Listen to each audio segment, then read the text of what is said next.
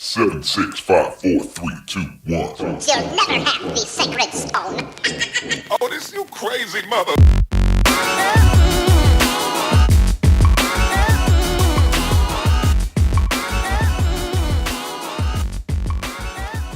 Hello everyone, this is Danny Lambert, President and Founder of Plush Republic Digital Marketing. If you've watched my other videos on my YouTube channel, I've already walked you through what a Facebook Pixel is and how to install a Facebook Pixel.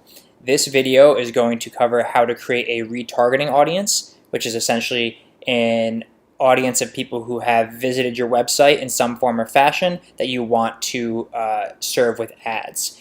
In my next video, I'll be going over custom conversion setup and also how to set up custom events, which all tie in, and you'll see where they tie in within this video. But for now, I'll just do a quick tutorial on how to create a custom audience from your website traffic.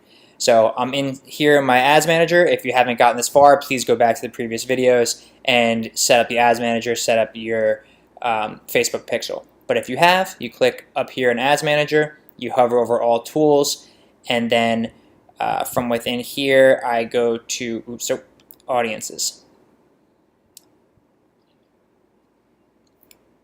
Now that I'm within the audience tab, what I want to do is create an audience. So for now, I'm only going over retargeting audiences, but there's a variety of different audiences available. You'll notice there's lookalike, which is you can take any audience that you have and you can find similar people to it within a certain degree of confidence, which I'll probably show in some later video, but that's not what we're covering right now. I want to create a custom audience. And then even within a custom audience, you have 5 different options. A customer file, so if you have a long list of emails or personally identifiable information that you can match against, that's what this is. Very helpful for people who have like a big blog subscription list. Website traffic is the one that we're going to be doing. App activity is if you have a web app and you want to track activity within that, a mobile application as well. Offline activity is for someone such as a retailer who has the ability to track offline activity like driving in-store purchases. That's what that's for. And engagement can also be very helpful if you're doing tiered advertising.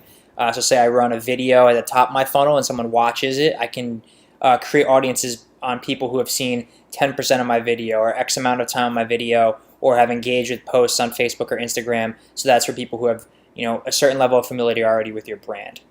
But we're going to be doing website traffic. So I click this, and now that I have my pixel installed, you should see in your drop-down menu here the pixel that we created in the last video. If you don't, you have a problem, we need to fix it. If you do, good for you, you're set up correctly. So I want to include people who meet any or all. It's important that you know the difference here. All means every single criteria that I set here, they have to match all of them to be included in the audience. If I do any, I can set up 5 different criteria and they only have to match one. So if I keep going include more, right now if I have any, they have to match this one or this one. If I click all, they have to match both. So I'm going to kill one of these and I'm going to click any. To keep it very, very basic, if I want to create an audience of just all of my website visitors in the past 30 days, I would just click save and then we're ready to go. But I want to expand upon your knowledge a little bit, so I'll show you what your options are here. You can do days, I believe, up to 180 days. If I do, so up to 180 days. I suggest between 30 and 60 days to get stale after that. I typically do 30 days. All website visitors is all, and then this is what's important from the next video I'm going to create, which is events, right? We talked about the page view event that comes default in the Facebook Pixel, but if you create other events, say abandoned cart event or subscribe to blog event, you can even create audiences based on the various events that happen on your website. Not necessarily conversions, but events. I'll go through the differences in the next video, but for every event that you set up in Facebook, you can create an audience off of that. You can also do it by time spent, so if you know that people tend to purchase if they spend upwards of 2 minutes on your website, that they're the more qualified buyers, you could do that here on a percentage or a time basis. And my favorite is people who visited specific web pages. So if I click this and I want to create an audience for people who have visited my Contact Us page, all I would have to do is find that URL path. So say hypothetically it's plushrepublic.com/contact us. All I would have to do is this, and the URL contains Contact Us, and if I hit save, that audience is then every single person who's visited my website that went to the Contact Us page.